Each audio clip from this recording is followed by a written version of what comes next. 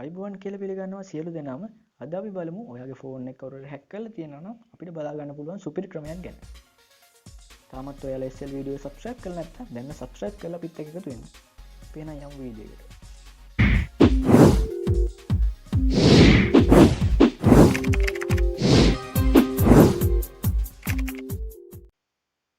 අපිට මේකට කිසිම ඇප් එකක් ඕන වෙන්නේ නැහැ.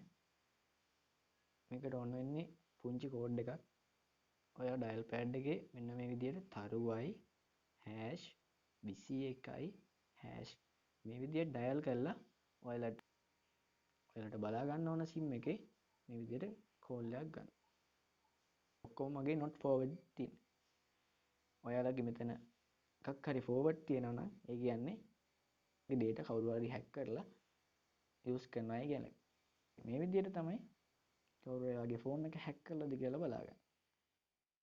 අපි ඊළඟ වීඩියෝ එකකින් හමු වෙමු.